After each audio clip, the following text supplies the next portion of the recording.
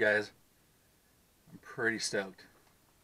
I don't know if you guys noticed this, but I got out of my driveway on my street with 0 scrapes for like the first time ever. Did I change anything? Not really. Let me show you what I did. And let me show you the conclusion that I came to. So, this whole drama with all my suspension, we're calling it done. I emailed Hotchkiss a whole bunch of times and we talked. And they finally got someone on the phone who really was interested in helping, which is good. So I gave him the measurements, and then he just randomly said, well, what's the measurement from the rocker panel to the ground? Because I was just giving dimensions to the fenders and thought it was sitting low in the back. And he's like, well, you know, that body style is kind of an optical illusion. It kind of looks like it's on the back, but it might not be. So he said, give me some dimensions from the rocker. So I did. So I measured from right here on the rocker in the bottom spot and back there.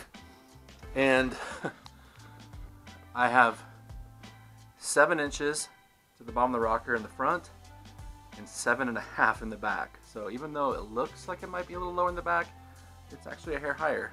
So I'm gonna go with it. And that was the first drive since pulling out that fender bolt right there. I had 0 rubbing at all. I pulled out of my driveway, which has a lip at the end. I got out of the main driveway, which has a big dip, and I don't know if I just got it at the right angle, but I had 0 header rubbing, so that is super good.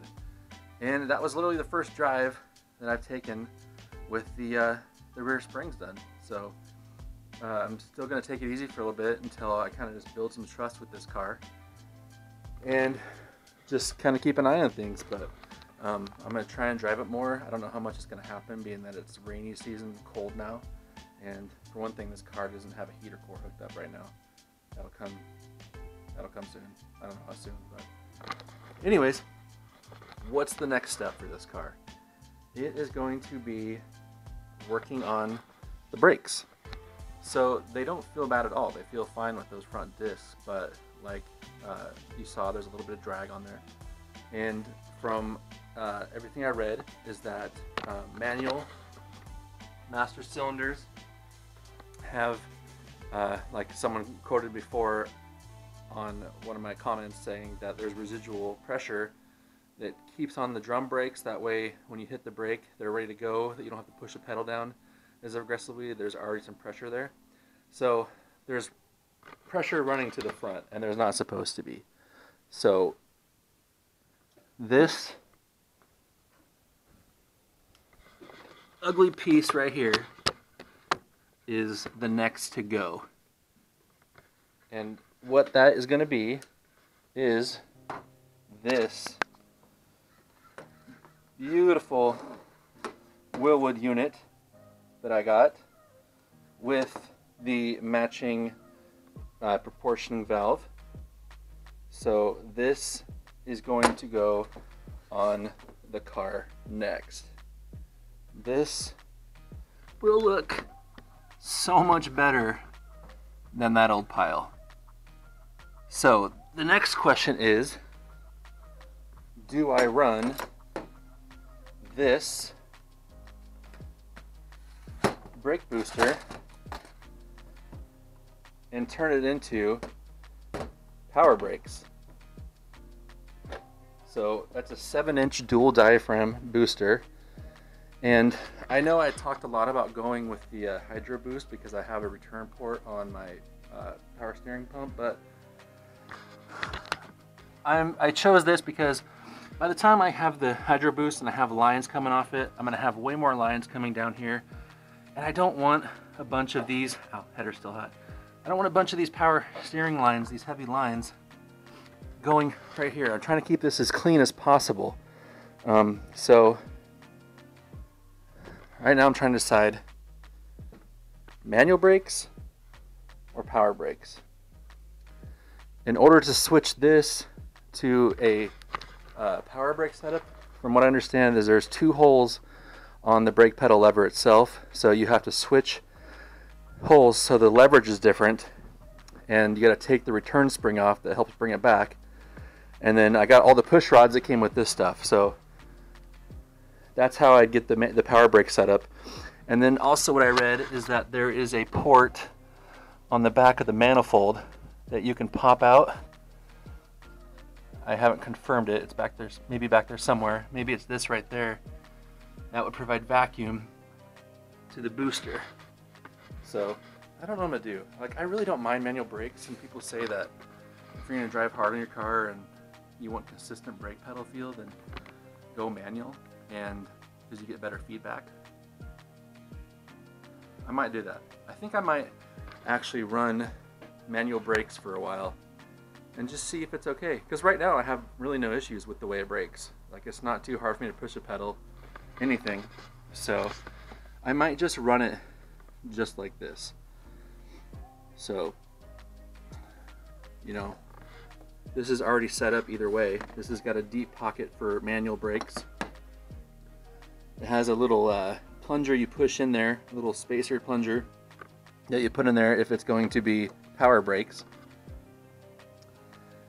But I think I'm just gonna run it manual for first, see how I like it, and if it sucks and I'm not happy, then I'll put the brake booster on there and we'll switch over to power brakes. But yeah, so that's the next plan. I didn't want to do it this weekend because today is obviously dry and nice, and I wanted to get that matching spring hanger done on here so I could drive it. And that's what I did, is I got the matching spring hangers. I'm not sure if you guys remember that.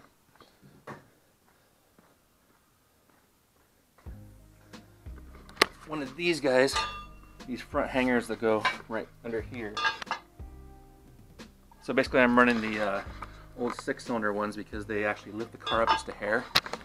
So the car sits about ½ inch higher in the back with those other hangers. So I ran those. So I swapped that this morning.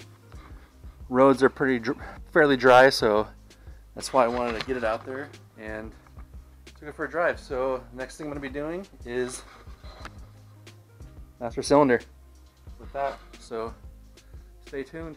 That's coming next. Everything, I don't know if you guys know, my intent on this car is to keep it old, kind of ratty like it is, but update stuff.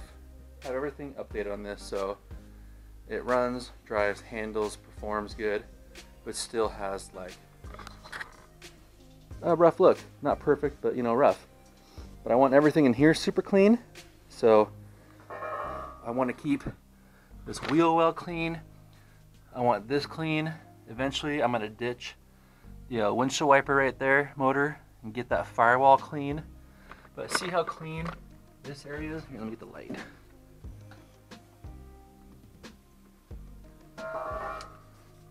As clean and uncluttered as this side is, I kind of want to do that for this side and keep this side clean as possible. This side, this side. So that's my goal. Update stuff. So the next thing for the will be brakes, and then heater box. Gonna upgrade that to a big block unit where the ports aren't right here, but they're like right here. The two heater ports end up being right around here. So those lines, if I can turn them, I'd like to get them up behind here and then just come out down here. But if I have to, they'll just turn like this. So that's another big project that I got ready. I already got all the parts. And then I'm currently saving up right now for seats, because this front seat is so ghetto. This whole interior is super clean, except for I haven't put the dash pad together yet. Dash pad's perfect, but this seat is just haggard. There's the seat cover. So the worst part about this interior is really this front seat. So we are going to take care of that as well. But thanks for watching. More to come. Kind of slowing down a little bit because it's cold.